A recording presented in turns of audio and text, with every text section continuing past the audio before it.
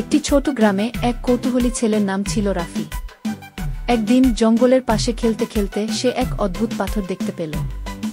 হ্যাঁ, আপনি ঠিকই শুনেছেন, একটি কথা বলা পাথর।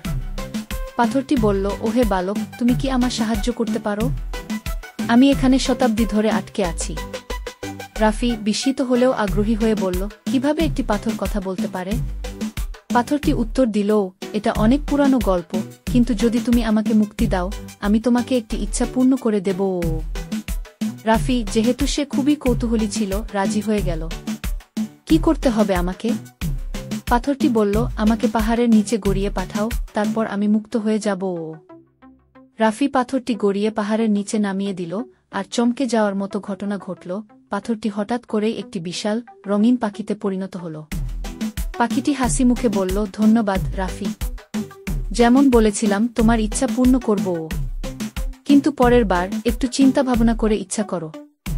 রাফি কিছুক্ষণ ভাবল, তারপর বলল, আমি অনন্তকালীন চকলেট চাই। পাখিটি তার পাখা ঝাঁকালো এবং হঠাৎ করেই আকাশ থেকে চকলেট ঝরতে শুরু করল।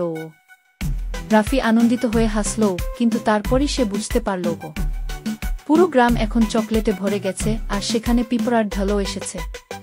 পাখিটি হাসতে হাসতে বলল, কি আগামীবার তোমার ইচ্ছা একটু স্পষ্টভাবে চেয়েও।